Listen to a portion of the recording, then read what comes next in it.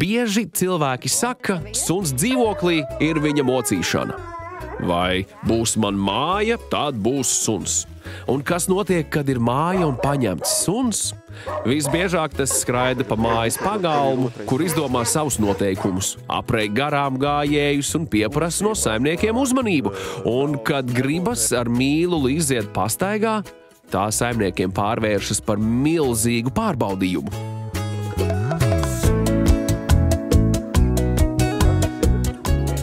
Džipo ir īsts mīlulītis un luteklītis saviem saimniekiem Ingūnai un Mārim. Aktīvais suns pieprasa uzmanību rejot, uzpasē sētu un māju, bet tiklīdz saimniece grib ar Džipo iziet pastaigā, aktīvais suns to gluži vienkārši rauj pa gaisu. Rauj pavadi skrien kaut kur, pilnīgi neadekvāti, kaut kur kaut ko uzož un, jā, viņš nemāk. Tāds sajūt, ka viņš nemāk iet kā ir normāli, lēnām, solīt. Iesim uz beļu. Tā staigāšana mēs esam vairākas reizes sapratuši, ka vienkārši ar viņu nevar tik galā tādā veidā. Tas ir ļoti riskanti arī, jo viņš pietiekoši gudrs, viņš māk apgriezties riņķi un izmaukties no tiem apaušiem ārā.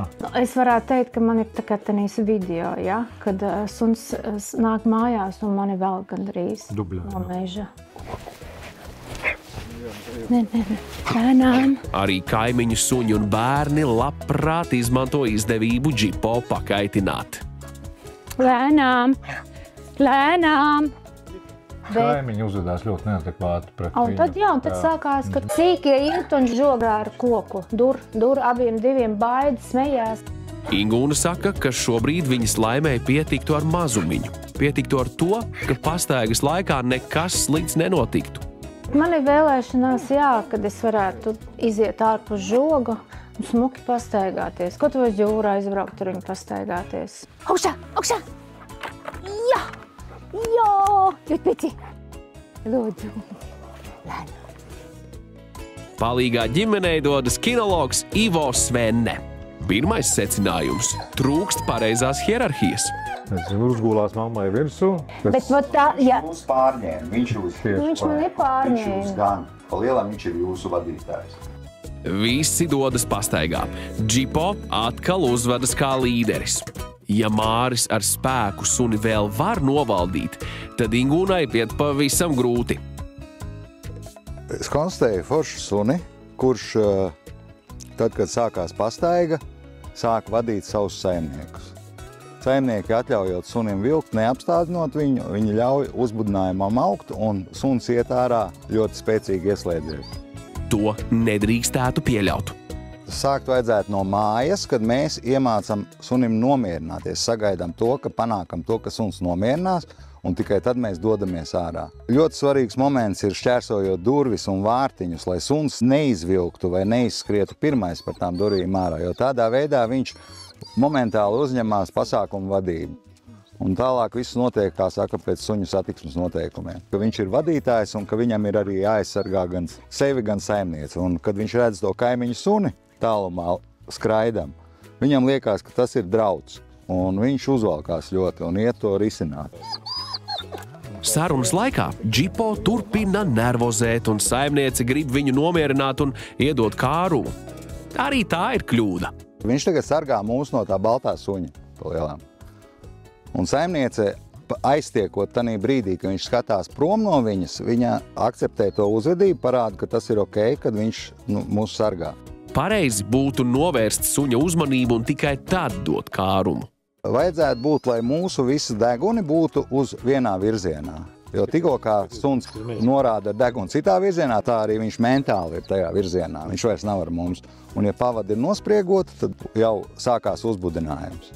Suņa kontroles pamatu pamats ir pavada. Pavadu mēs turam šādā veidā. Roka mums ir lejā, īkšķis ir mums uz lenti, un roka ir izstiepa. Tādā veidā es varu nodrošināt to, ka es esmu stingrs un suns man nevar pavilkt. Ja mana roka ir nos no mana ķermeņa vai es turu uz augšu, mani uzreiz var suns aizvilkt. Un sunim tas nozīmē, ka es viņam grūti, bet pievienojos. Šāds pavadas turēšanas stils ļauj labi kontrolēt suni.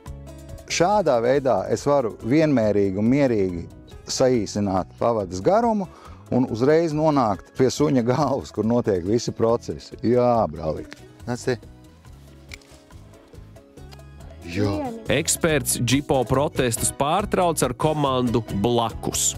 Režīmu blakus iesaka izmantot, kad suni kaut kas satrauc. Blakus, jā, kad ir kaut kādi kairinājumi apkārt. Suņi, kaķi, cilvēki, kas mani uztrauc, man ir jāpaņem savs suns blakus. Tad viņš var ar mani rēķināties. Ja es viņam esmu šajā te no aizmuguras jau, viņš uzskata, ka viņš ir atbildīgais par notiekošu. Tā kā priekšplānā. Jā. Un ka viņam jāsargā gan sevi, gan tevi. Jo tu esi aizmugurē saspringts, cits vēl ir rausīgs, staipīgs, un katrs pieskāriens sunim tanī brīdī signalizē, ka tiešām tās ir briesmas tur priekšā. Viņš sāk uzvilkties. To vajag novērst. Pirmais, ko es izdaru, es paņemu suni aiz sevīm, nomierinu, noglāstu, iedodu buķiņu, iedodu ņāmiņu. Ja iespēja suni nomierināt pirms kairinājuma ir nokavēta, tad jāsaīsina pavada un suns jānomierina citā veidā. Nomierināšanai es varu vienmērīgi celt uz augšu, līdz viņš nomierinās. Pieskāriens, viņš nomierinās, es atslābinu. Bet parāvieni drīkst būt tikai uz sāniņa. Uz vienu vai uz otru sāniņu. Tāpēc arī, kad suns sāk vilkt, es viņu apstādinu un iedodot nelielu leņķi, es varu mierīgi, nedarot pāri sunim, pagriezt viņu uz savu pusi. Galvenais pirmais ir kontrolēt suni. Pēc tam pavada ir otršķirīgi. Viss tas garums, kur mēs varam savākt šādā veidā, un viss mums ir skaistā buntītē šeit. Un šeit es varu iet pēc vajadzības. Ejam, un brīvs. Ja suns grib doties turp, kur nevēlas saimnieks, suni jāapstādina un jāparāda vēlamais virziens. Ot šeit atpakaļ un dod pretējo virzienu viņam. Ejam. Un redzi, kā viņš pārslēdzās.